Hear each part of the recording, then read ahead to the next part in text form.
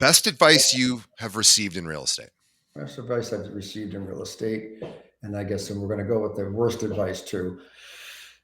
You know, I'd say the best advice I probably got was that you really have to kind of brand yourself in some way. Kind of figure out. It takes a little time. Figure out, who you're going to be. Um, and I talked to different real estate agents to try to get a feel for, what was the thing that was going to kind of really going to resonate with me. And I guess the word was trust. It just kept coming back to that word trust and how important it is to have somebody you're working with that you trust. But along with that advice, they said, in addition to branding, and you want to really, for lack of a better word, put yourself out there. So, sometimes it's a little bit hard because it doesn't feel genuine when you're joining clubs, to basically to meet people and to kind of meet new people to be able to sell real estate. But I didn't really do that as much. But the point is the same: is you got to be out there. You can't be holed up in your house or in your basement, meeting nobody. As I told my wife when I go golfing several times a week in the nice weather that I'm working on client relations, and she's like, "You're going golfing," and I was like, "Well, you can call it that," but I have to tell you, there's a lot of people that you play with over time, and you just got to build a rapport. And for me, it's golf. You build a rapport that I have no doubt that when the time comes to sell their house, I'm going to be probably the first name in that list because there's just a relationship that's built up through something that I just enjoy doing, and that's playing golf. So that's part of it. Part of it is, if you're active, maybe you're I don't know a Girl Scout mom, or maybe you're a baseball coach, or you're a cheerleader coach, or dance instructor, or you're a town council, whatever it is. People just need to see you out there. And I don't go up to them and basically, so they run the other way when they see me and want to talk to them about real estate all the time. You don't want to be that person, but Sure. they'll know who you are. They'll know that you do real estate. And I think it's important to advertise, especially in the beginning. You want to advertise, get your name out there. I mean, I used to do open houses and I branded my open house signs. I caught a lot of flack for some of the other agents. They did think, you can't do that. And the manager was like, yeah, not only can you do it, I've encouraged you all to do it. And he's the only one that bought his own sign. So brand your signs. And then what I would do is I would have an open house on, some street. And most people put out like, a sign in the corner or maybe one down the next corner. I would put a dozen signs out, sometimes stretching from Main Street in my town to the next town. It was along the same road, but I would have friends at the time were like, "Hey, I want to come by visit you at your open house. Where is this thing? I've been driving for 3 miles." I wanted people like anywhere they drove to see my real estate sign because I was trying to project like I was doing way more business maybe than I was when I first started. Sure. So buy a lot of signs when you do open houses and put them everywhere. Technically, you had to take them down by a certain time, but sometimes I would forget, and they would be there for the morning rush hour for people to see as well. But yeah, so I guess it's a long way of saying, get yourself out, put yourself out there, Yeah. interact with other Don't people. be a secret agent. Yeah, don't be a secret agent. Interact with other people, and preferably in things that you enjoy. Um, and more often than not, you're going to see that people are going to bring up real estate to you. I'm never the one that brings it up. I never bring it up on the golf course. I don't bring it up at parties, social situations. Um, I don't not talk about it. They'll say, "How's the market? How's the market?" Sure. So yeah, I'll have a conversation with them about it, but I just don't want to be that guy that you run away from because all he wants to do is ask if you want to sell your house. But so that would be the best advice I got, I suppose. The worst advice, and it's not that bad, but you know, as somebody that I had was really trying to get going quickly. I'm not a patient person. I worked on Wall Street for 25 years as a trader. Everything was very quickly. Everything happened on a warp speed. So the advice was, listen, just be patient. It's going to take 5 to 6 years before you really start getting any traction in this business. And I think if I took that advice, I probably would have just kind of sat back and maybe taken the small amount of money that they company in the office gives you for marketing. A lot of people didn't even use the marketing. They gave us like $200 a month for that you could use for mailers and stuff. And I was amazed at how many people did not even use the free money to send out mailers. So I decided, listen, 5 or 6 years are not going to do it for me. But that was the advice. 5 or 6 years, and learn from the ropes, and maybe you should join a team first, and learn this business that way. And I think for some people, maybe if you're not a self starter, that's not a bad way to go. But I was like, yeah, no. The first year, I made $50,000 and I spent $45,000. I would say probably 10 of it was, videos and photography and expenses and stuff. But the other 35,000 was on marketing. Yeah. And then the next year, just for round numbers, we'll say I did 100,000 and I spent 50. Yeah. So my wife says, you've been working for 2 years. You made 55 grand. She says like 27,500 a year. Seems like a lot of work for not a lot of money. I said, I'm like Amazon. I'm building a base here. It's all revenue right now, no profits. Yeah. But I threw a lot of money into the business, whether it's the brochure at our church in town, where people will recognize me because I've lived in this town for 50 years. But the diner, you go from church to take the kids to the diner, and there I am on a placemat. Then you go to hit golf balls at the driving range or play miniature golf that afternoon, and I'm there again. I mean, just all over the place. And you go to the recreation field for your kids' football, soccer, lacrosse game, whatever. There I am again. So it was just, people say, is it worth the money to advertise? Can you do a cost benefit ratio? And I'm like, I have no idea. I mean, for the longest time, I thought the church bulletin was probably kind of a complete waste of time. I advertised there because then when my mother would say to me, did you go to church this weekend? I would say, yeah, I go to church every weekend. And she goes, no, you don't. I didn't see you in church this weekend. I said, look, I go to every single mass. And she says, oh, you're lying now. And I said, I'm in the bulletin, and that's technically I'm in church. So I was going to stop advertising after a couple of years in the church bulletin.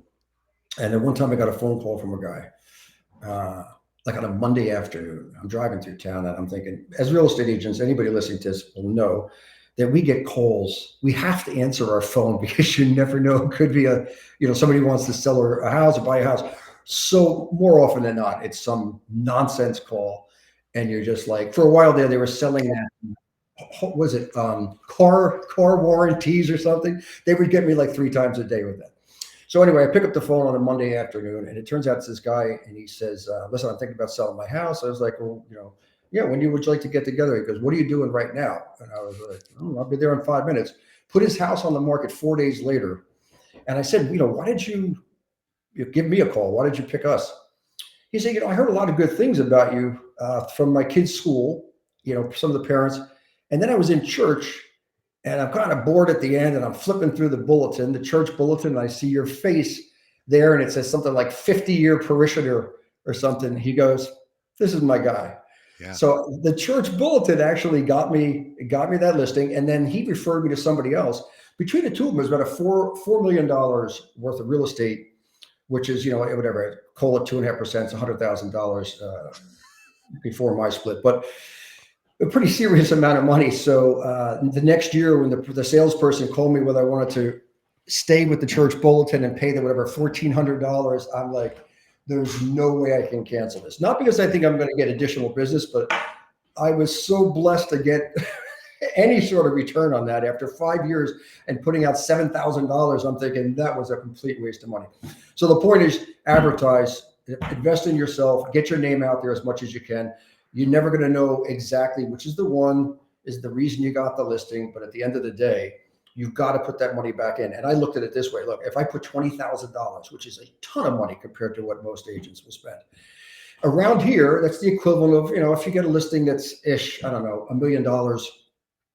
Okay, it's not quite, but maybe it's 2 listings of $700,000. So it's a little bit of work. I mean, that work that you do in those 2 listings, and you're throwing it right back into the business. But I mean, you just have to do it if you want to have kind of a decent amount of business coming in. And the more business you have coming in makes you, how do I describe this? All right, when you go to a bar, we're gonna we're gonna go off the rails here. So I got to go back. I'm 62, so I got to. It's been a while. Of course, it's been many many years since I've been at a bar. But so you go to a bar and you're a single guy, and we all know this. We've all been there, and it applies to women, I'm sure too. But you go to a bar and you're hoping to meet somebody, right? Hoping to meet somebody, and they can smell the desperation on you. So nothing's happening, right? Meanwhile, if you had just started dating somebody, maybe a couple weeks before, you're kind of seeing each other, then when you go to the bar, Yeah. all of a sudden, it's like you can't miss. All these girls want to talk to you and everything. And like, what's the difference? It's the same with real estate in the sense that when you have quite a bit of business going on, you don't reek of desperation. You're a little bit more relaxed, a little bit more calm, a little bit more self-assured, not desperate that you're going to make a mistake and worrying so much about what comes out of your mouth with the in a listing presentation. Oh my God, should I say this word or should I say that word? And then you're just uptight.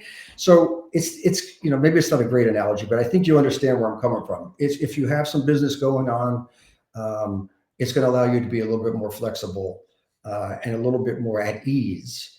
And that is actually going to lead to more business because nobody wants to be sold anything. When you go into a department store, you go into the store and you see the person coming over, and The worst. it's the worst, right?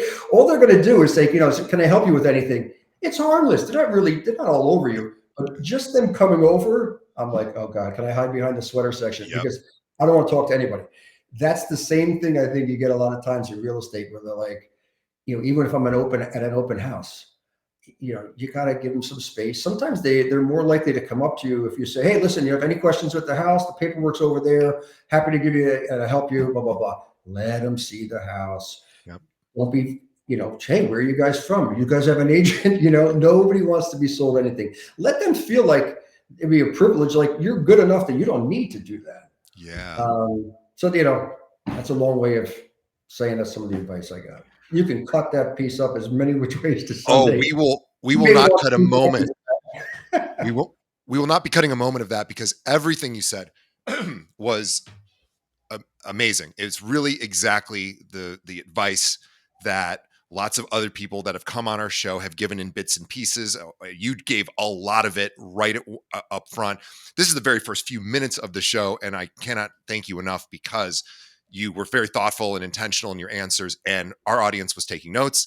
They are listening. They're going to go back and re-listen because there's so much given there. And we could really stop the interview right now and just call it a day, and that would make me very happy with the content. But we're gonna do more, of course. But in fact, I want to say before we introduce Scott, which we haven't even done yet, I want to say this is the reason why I do this show. And I've been doing this for 7 years, and this is not new for me. And people say, boy, it must be a grind. And yeah, I guess to some degree, everything that's worthwhile is a grind. But I get to meet people like Scott, and this is really exciting for me because I really like Scott, and we just met minutes before, but I really like him, and I'm really so blessed. You talked about being blessed. You talked about playing golf. And you're right. You're spending 4 hours with somebody, playing 18 holes and, or whatever you're playing, and you're developing a relationship with them. And, especially if you go to a golf course by yourself, they're going to pair you with somebody. So you're definitely going to meet somebody new. But I get to do that on this show. And I'm so grateful for it because I get to meet cool people like Scott, who have been in this business a long time. Scott comes from Wall Street previously in his career. We'll talk about that in a moment. But I get to meet people like Scott, which is so fortunate for me because even though I'm not out there practicing as an agent, which would make more sense for me doing the show if I was, but our audience gets to benefit from that. But I also get to meet people like this who are inspiring to me. So let's bring him on. So Scott's already here, of course. Scott Spelker is who we're chatting with. He's from the Spelker team with Coldwell Banker in Madison, New Jersey, which is about 30 minutes or so west of Manhattan and in a really fun part of New Jersey. I've spent some time around that area back when I used to work for Anheuser-Busch and we were touring around. But let's talk more about Scott. Scott is married to his wife and business partner, Amy Spelker, for 37 years, met at Dickinson College. He majored in economics, went directly to Wall Street, where he became a foreign exchange trader, Forex, which is what you hear a lot about these days, of course, but certainly not an easy thing to do. After a 25-year career, Scott went into real estate and has been doing that for the last 11 years. He's active in his community. He's served on several boards of directors. He volunteers. He gives back. He's coached youth league baseball and football for a combined 35 years, and has also coached the Madison High School varsity tennis team. I am a tennis player as well. I appreciate that. For 3 years. Scott and Amy have 3 sons and a granddaughter. They both love to travel domestically and internationally. Scott's other hobbies include playing golf, as he mentioned, and reading. I want everybody to follow Scott and his team at Spelker NJ Homes. He is in New Jersey, so Spelker NJ Homes on Instagram, and you can find him. He's easy to find. You go to his church; he's in the Bolton, so easy to find. Scott, welcome to the show. We're so grateful to have you. Thanks for having me. Yeah, let's talk about. So I'm curious about the move from Wall Street to real estate. Very different, obviously. Different, well, maybe not a different skill set. I'm not sure. We have the board of exchange here in the mercantile exchange here and the options exchange here in Chicago. So I know a little bit of that world. I've never quite understood, trading interest rates and things like that, which are always confusing to me. When I ask traders, do you want things to go up or down? They're like, we just want movement. We don't really care where it goes. Yeah, We're just sure. like, okay, that's hard for me to wrap my mind around. But anyway, you did this for a long time in New York in a very fast paced environment. You saw a lot of change in the technology at Wall Street, of course, over that time. But curious, what prompted the change from Wall Street to real estate? Well, we got to throw in a little bit of failure in there first, because it's when you're listening to somebody talk about yourself or whatever, what your background is, you're kind of like, oh, enough already about this guy. And meanwhile, that guy is me. There's a lot of blood, sweat, and tears, and a lot of failure that we need to point out here. So I did go right to Wall Street, and everybody that came before me, I was working for a commercial bank, and usually within 6 months, you got a chance to start trading. It took me 2 years. I was getting breakfast for everybody, lunch, coffee. It was like pledging a fraternity for the first 2 years. And eventually I got my shot, and I had a fairly successful career. It was absolute mayhem in the 80s and 90s. And you're sitting in a trading room of either a bank or an investment bank, and essentially everybody had their own currency, and that was based on kind of how good you were. And the bank is letting you make bets with their money to make more money. So if I thought the euro was going to go higher, I'd buy 5 million euros, 10 million euros, 50 million euros. And sometimes it would only go up a little bit and you'd make 10 grand, 20 grand. If it went up a lot of it, you might make 500 grand. So the more money you made for them, the more money you got paid at the end of the year. It's not like they paid you. It wasn't commission either. It wasn't sales. It was trading. It was basically making bets. And if you were good at it, you got paid well. And if you didn't, you got fired. And the reason I left after 25 years was kind of what you alluded to before. There wasn't as much action. Now, granted, 25 years later, I was 47, 48. You think you'd be a little bit burned out by then. But when there was a lot of movement and a lot of action, the day just flew. But what happened is once the euro came around, it used to be many more currencies, and the euro came around in 1999. But the volatility kind of went out of it after. I mean, there was a little bit of volatility in 08 during the financial crisis, but it was like watching paint dry. You traded a little bit till 11 o'clock in the morning when London went home, and then you basically sat around till 5 or 6 o'clock at night. And I got bored. I just really got bored. I just didn't want to do it anymore. So this is where the failure comes in. I went back to school at night to the College of St. Elizabeth, close by to where I live in Madison. And they had an alternate route teaching program. So my brother had done it years before when he was, 32 or something. And I'm doing this at 48 at the time. And so I went back to school to become a teacher. I wanted to teach US history, world history, economics, that sort of thing. I figured I could coach as well. And I went through the program and student taught at a local high school. By all accounts, I wasn't terrible. Kind of more scary going up against, but in front of second semester seniors that have already mailed it in.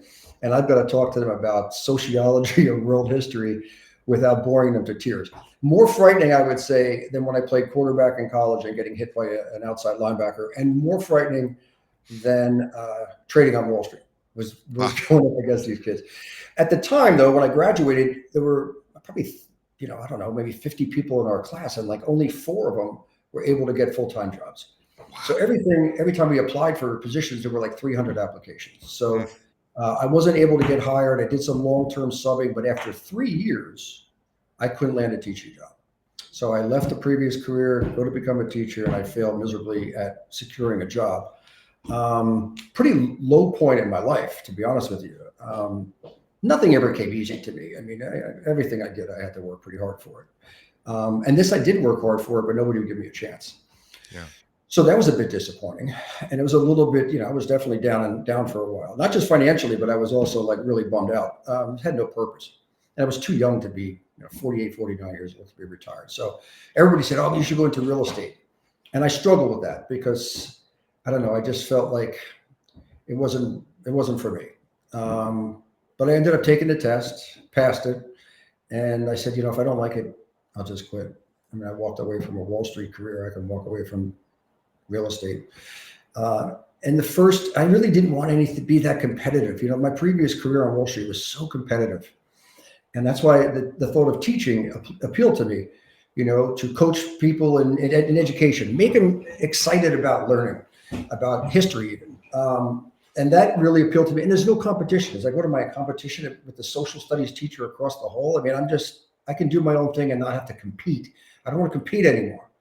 So I ended up going into real estate and thinking, this is not competitive. It's not competitive. You just do your own thing, and it's just going to be like being a teacher. Within, I'd say 6 months, I came home one day and my wife said, something different about you. And I said, I'm back. She goes, what do you mean you're back? I said, I'm back. And she just looked in my eyes. She knew exactly what I meant. Back to being that kind of very, very competitive Wall Street person, not the person that's been off for the last 2 or 3 years, kind of in, professorial mode, going to be a teacher.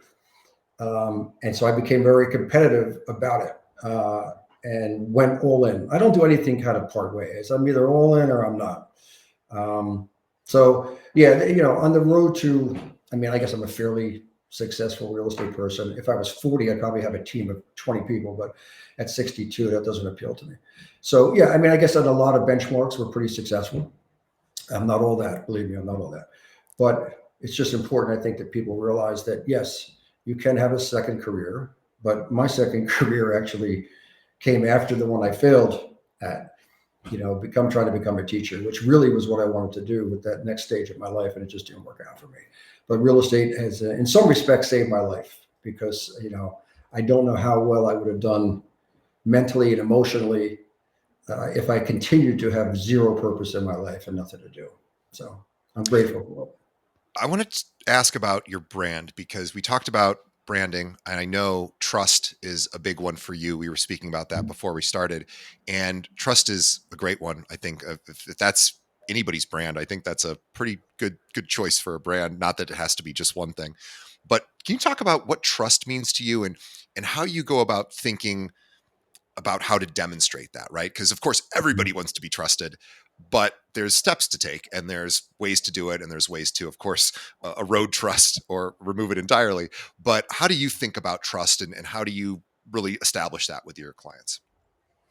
That's a great question because yeah, I mean, you can pay lip service to it, and you can put that on your marketing or in your listing presentation, but if you don't really explain why it's important to you, um, it probably isn't going to mean much to the person you're talking to. So trust to me, I think, has a couple different things, and I'm not going to beat it to death, but part of it is you're going to trust that the people you're working with are experts in their field, meaning us, and that we're competent, that we get it. When you come across somebody where you're, interfacing with them, it could be through work or a sales thing, or you're trying to buy something online or on the phone, wherever, and you're talking with the other person, and they just get it. Yeah. It's quick, it's seamless. So I think that's important. You can trust that you have people that you're dealing with that just get it. They get the fact that when you shoot them a text, they want to hear it back like now. They don't want to hear it back in 4 hours. You can call me at 10 o'clock at night. If I'm awake, I'm answering that phone. And you can trust that I'm going to go that extra mile, whether that means you're calling me from Florida and there's weather we just had recently even, but and you say, listen, could you check on our house tomorrow to make sure there's no water in the basement? We're out of town. I'm like, no, I'm not checking on it tomorrow. I'm checking on it right now. And they're like, no, no, no, it's 10 o'clock at night. I'm like, listen, I still am clothed. I'm going to your house right now, take a video and send it to you. So you can trust us to go the extra mile. You can trust us to be competent. But the other thing about the trust, and I do point this out, I usually put up a slide in our listening presentation. And I must have seen this something like on social media. It's like the least trusted professions in the United States. And I was like, oh, here we go. I wasn't looking towards the top when I was looking for the real estate agent. I went down towards the bottom and worked my way up from the bottom, figuring that's where it's going to be. And I joke with people sometimes, like, I thought we would be neck and neck with the used car salesman, but it turns out we're a little bit higher. And listen, there's lawyers, which are, very highly educated people that are actually, I think, lower than real estate agents. So to me, that trust aspect, and we make a little bit of joke out of it. And I will say that the people that I work with generally, not just in this office, but in this area, are very professional. They really are.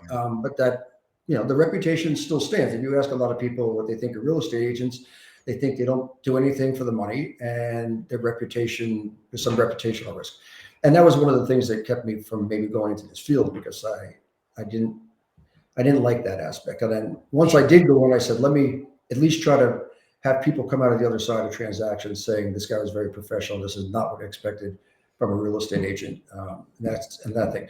So as far as the trust aspects, I will point out to some of the sellers after the listing presentation and say, look, we talk about trust. There's a lot of games that a real estate agent can play that you would never know. I mean, a ton of different things, and I throw an example out where, okay, I have a listing for a house. We're going to keep the numbers around here. So $1 million. And most of these people have gone on Zillow at some point. They say, my Zestimate is, 989. So an agent can say, well, listen, even though I think that house is, maybe 1.1, but yeah, that Zestimate looks good. Let's list it at, 989. And by the way, I've got a buyer for your home. I'm working with several buyers. And I bring that buyer in to see your house. And I tell the buyer, I said, listen, it's not even going to hit the market, but you really should ask, you should offer over asking. So instead of 989, come in at $1,030,000. And I say to the seller, listen, my buyer really loves this house, and they're going to come in at $1,030,000, and I'm going to cut the commission by 1 percentage point. And so you're going to benefit by that. And if it's 1 point on $1,030,000, it's basically, what is that? 10,000? No, that's 1,000. No, it is 1,300. 13. Yeah, it's like $1,300. Yeah, that's why I'm not on Wall Street anymore. I can't add. So it's saving them $1,300, and they're getting 30, 50 grand over asking. Yeah. And they'll be telling people at cocktail parties, saying, oh, this agent was so good. They got me, 50 grand over asking. They got me saving the commission. Unbelievable. And I'm like, that's like the worst thing you can do. The biggest thing is to try to get the biggest amount of exposure for your house. So maybe I did bring a buyer in, but I'm exposing this house to everybody. And let's say there's 4 offers and it goes highest and best. And it comes in at the top offer, comes in at 1.2. So you would have left like $170,000 on the table. Yeah. And that's the thing. So there's so many different examples that I can give people. I usually give 1 or 2, and they're like, oh, I never thought about that. I said, yeah, I mean, there's different things that agents can do that there's nothing illegal about it. And they're bringing you a buyer for your home. They're bringing you a number that's more than you thought you were going to get based on whatever the Zillow estimate was. They cut the commission. There's nothing illegal about it, but I just feel like you're better off putting it on the market and trying to get as many people to bid on it and get you the biggest number. So, that's kind of another way that trust comes in. It's not just competence. It's not just the fact that, these people are going to be communicative, go the extra distance. You can trust that we'll do that, but you also can trust that we're not going to play games. We're going to try to get you the most money for your house, period, end of story. If there's a reason why I think you shouldn't take an offer that's maybe higher than another one, I'm going to be really clear about it. But ultimately, it's not for me to make that decision. It's for me to put everything out there, some different variables, and say, listen, this could happen or that could happen. You got to live with your decision. What would I do? This is what I would do, but that doesn't mean it's right for you. So again, you're trusting that somebody is sharp. They have judgment, street smarts, that they have your back. And And that's what we try to get across. And we do. I mean, you can't do it in a mailer, but what you can do is when you meet with them at a listing presentation and you spend a good bit of time on that, and that the message comes across that you're very, you're upfront, you're honest about what you believe in, and if it's not a good fit, don't use me. I know you have a very specific opinion about mailers because we're talking about this, and trust I think is factors into this question as well, or this topic, which is mailers that homeowners get that say, "I have a buyer ready for you." Yeah. Tell us what your sort of thoughts about that. Yeah, well, I mean, I think when I first started seeing that, somebody must have come up in one of these workshops and that, 1,000 agents go to, and they're like, send it out that you have a buyer for their home. And I think probably initially it was a bunch of garbage. But as time goes on, sometimes you'll see it's very specific. They'll say, Mary and Joe looking for, Center Hall Colonial, and this is their price point, blah, blah, blah. Totally legit. I mean, it could be absolutely legit that they Sure. have buyers in that price point. But my point is like, well, great. When you put my house on the market, assuming I choose to use you as my listing agent, and it's also a way to get your foot in the door. If you say, I have a buyer for your home, and they contact you, do you really have a buyer for my home? Yes, maybe we should take a look at your home and we can give you an idea of what your house is worth. It's basically a way to get your foot in the door. Sure. But again, it goes back to the other story. It was like, I have a buyer for your home. And what you should be saying is, I have a buyer for your home, but you shouldn't take their offer until you put it on the market and let everybody else, because that's what it should say. Yeah, I have a you know what? buyer You're for your right. home, but It should yeah. say that. You're right, and that should be the pitch. Yeah. Yeah. So, I try to get that message out to people. It is effective. I lost out on a listing to somebody, and I asked them, I said, why didn't you give us a call? And they said, well, they called me up on the phone and they said they had a buyer for our house. I was like, oh my God, do I need to go down into the lower echelons here and start calling people and telling them I have a buyer? I won't do it. I mean, if I Yeah. was 40, maybe I would, but I don't know. It just doesn't appeal to me. It doesn't seem, it's not the seller's best interest. It doesn't feel to me genuine. It feels to me like it's a bait and switch. Yeah. I And I tell I you, just won't do it. I just had I would say a more comfortable version of that strategy, which I think would sort of fit in an authentic way from a very, very successful agent out in Beverly Hills. And I was asking him how he got clients. And he initially had started as a production assistant in the entertainment industry. And I assumed he was Mhm, going to say, oh, well, I built all these contacts and then I moved into real estate when I realized I wasn't going to get my shot to be a director. And I just kind of, I had all these wealthy people that were in that business and they started working with me. He goes, no, because I didn't have that network because I was really trying to be in that industry and I wasn't there to make contacts for real estate. And then eventually I said, I got to get into real estate. And he said, so what I did, and he did this, and I thought this was really smart. And I'm curious to get your thoughts because I think it ties into what you're saying, but I think in a way that does work, which is he said, he goes, I love homes so much that I would walk around to these luxury homes that I could see pictures of them. I knew what they looked like on the inside. I fell in love with these homes. These are not homes that are on the market. These are just homes that mhm, he learned about. And he would knock on these people's doors and he would say, I am so sorry to bother you. I'm not here to sell you anything. He said, I love this house and I'm a real estate agent. And if you could just show me a little bit of the inside, like I just want to confirm that what I think is in there is in there. And I'm not here to try to get you to list with me. You're probably not going to move anyway, but I just want to see if it matches what I think it is. And so he'd do that. He was very, very, very authentically doing this. And he mhm, said, everyone's flattered when you do that. So they'd mhm, show him around and he'd go, oh my God, this is amazing. He goes, look, whenever you are thinking about selling, I don't care when it is. He goes, I want to get a crack at bringing you a buyer. You don't have to list with me. I don't care. But he goes like, I will find you a buyer for this place. And he's like, I just want an opportunity because I love this house.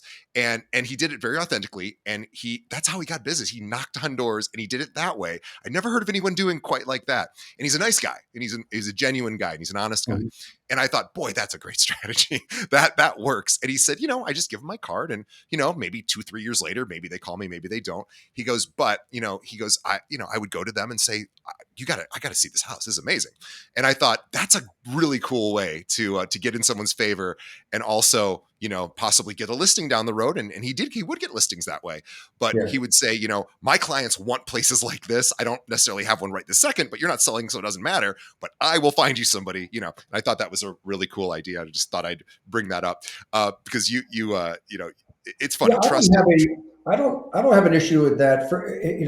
Listen, everybody has their way of Sure. doing this. Doesn't mean I'm right, somebody else is wrong. I actually have zero problem with that if it's genuine. Sure. You can't do that and then thank her and go right to the next door and knock on their door too. Right.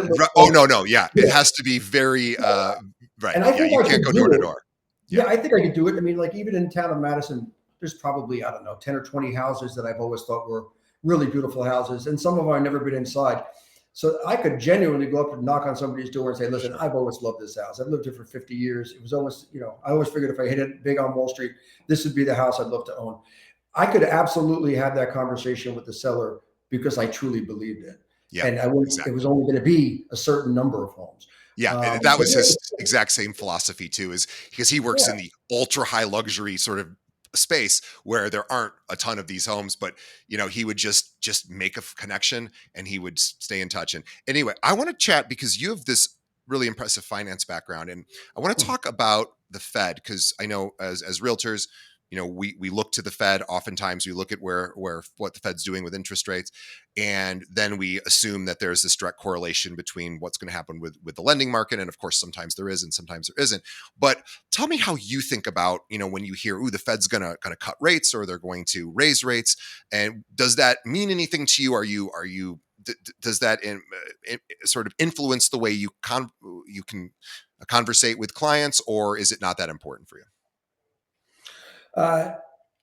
It's important to me because it's important to potential clients. If it wasn't for that, it wouldn't be very important to me at all. Because first of all, when they talk about the Fed cutting interest rates, even if they cut it at 25 basis points, that means 0.25%. If the 30-year mortgage dropped the same amount, 25 basis points, the difference in a 30-year mortgage from a slight decrease in the mortgage rates is probably the equivalent of a Starbucks coffee per day. So it's not exactly moving the needle here. If you're going to get a 6% mortgage instead of 6.25%, now things are going to start flying off the shelf. No, it's negligible. So that's one thing about interest rates, is that just because the Fed's going to reduce interest rates is not a lock. First of all, that you're going to see a significant savings in your thing. That's number one. Number two, there is a fallacy that if the Fed cuts interest rates, then mortgage rates automatically decline. And that is not true. And the reason for that, in a nutshell, is the mortgage rates are tied to the 10-year Treasury bond, which is independent. It has nothing to do with the Fed. Right. The yield on the 10-year Treasury bond is really influenced by a whole host of factors, from inflation indicators to sovereign wealth funds that are buying institutional, mutual funds, mom and pops that are buying T-bills and Treasury bonds and stuff like that.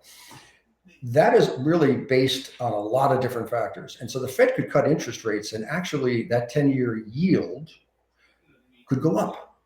Oh, wait a minute. You said the Fed cut rates. Shouldn't the yield on the bonds go down? Well, the Fed funds rates will go down because that's what the Fed cut, but the 10-year could actually go up.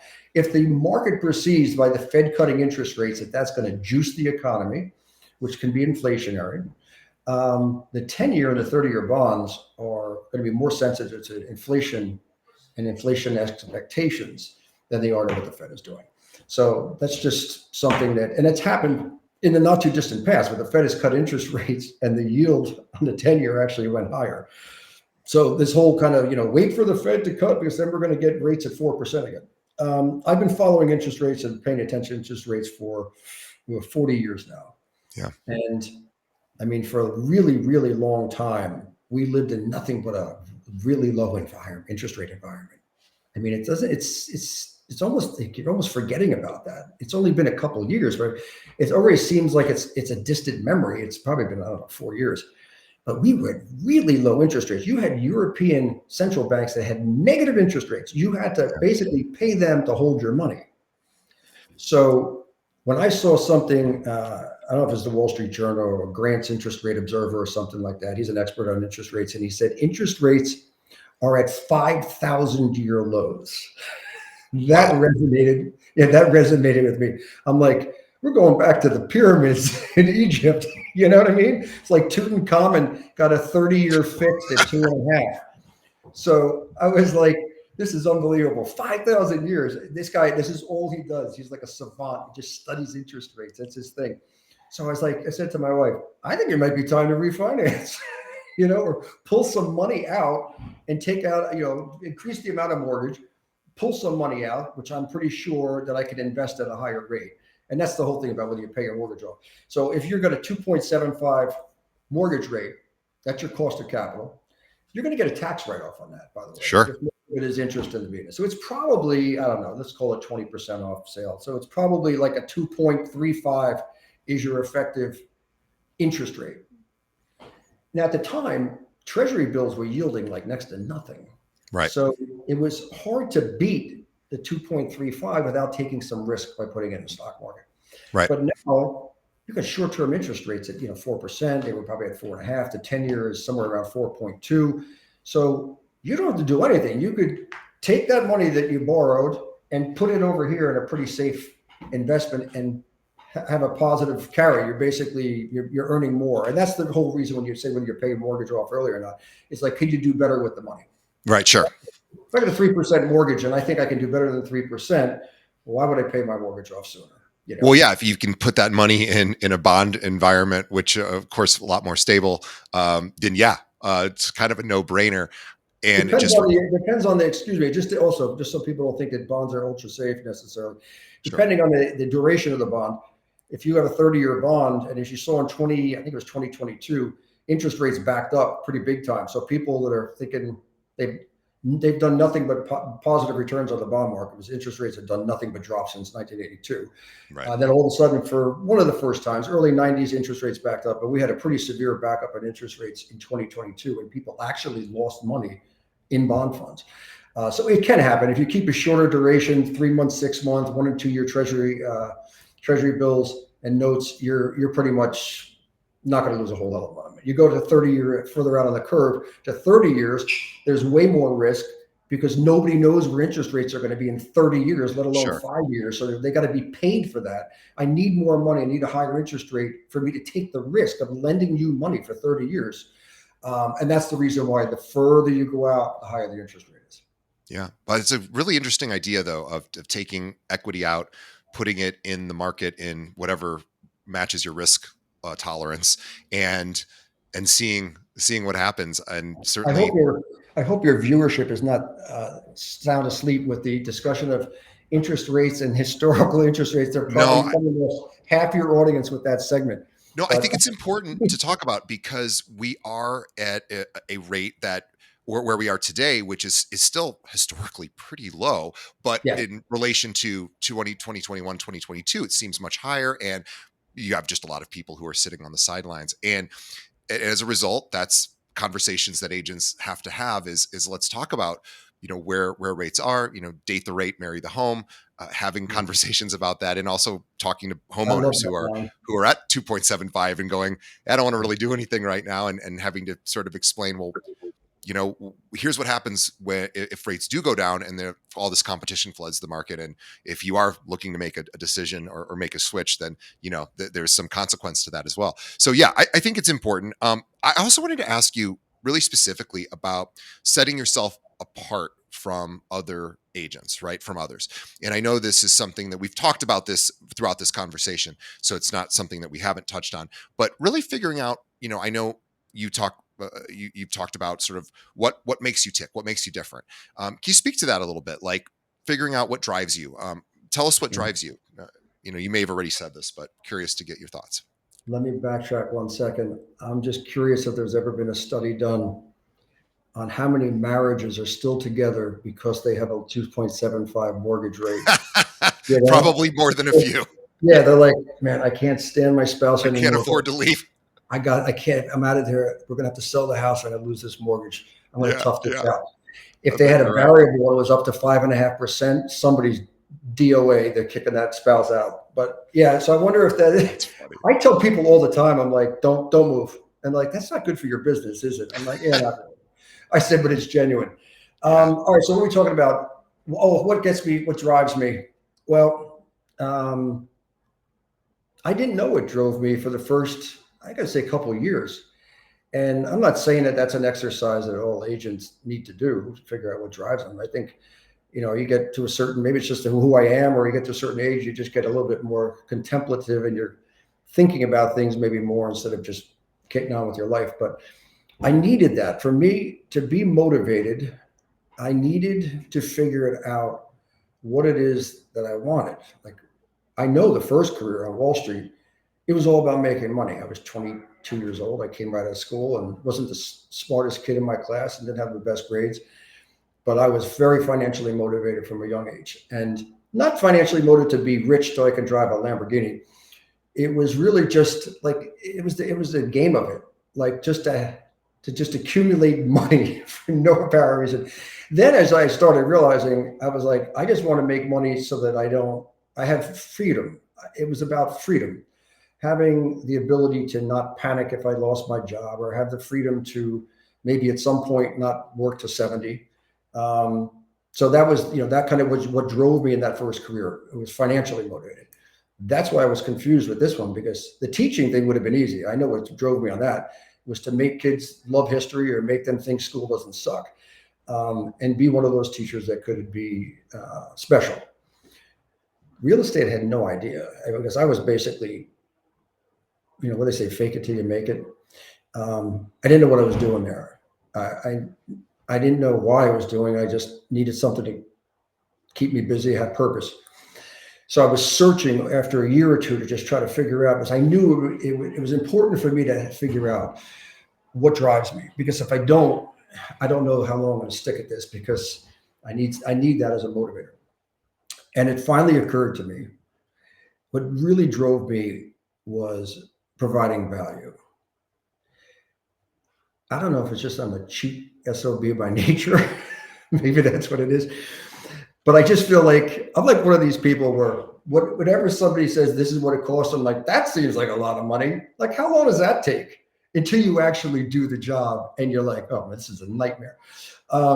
So I was like, I'm sure that everybody says like, oh, real estate agents make way too much.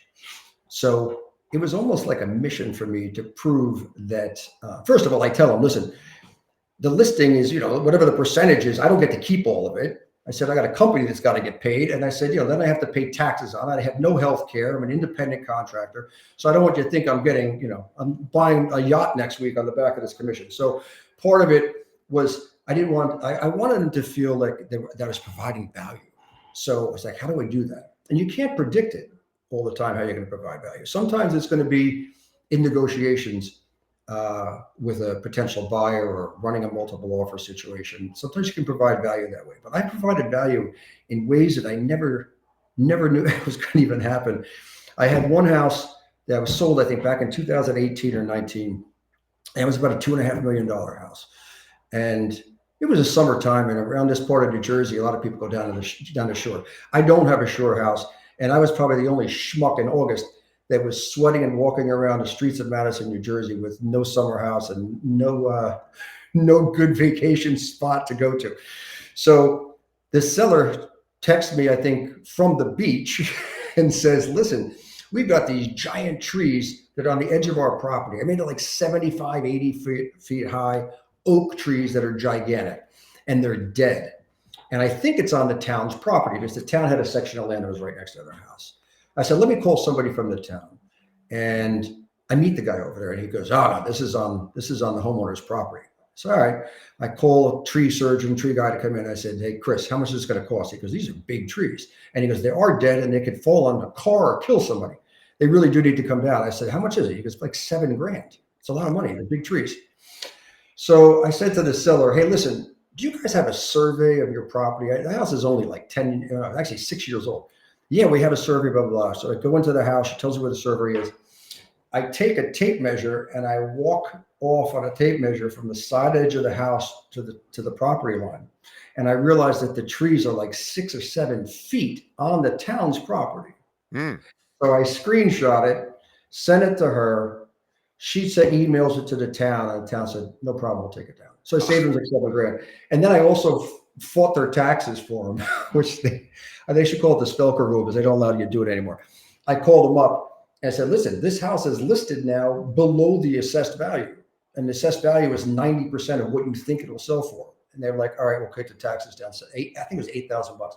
So they didn't get the full benefit of the tax reduction. Whoever bought it, it was going to be a more attractive property because the taxes were $8,000 less.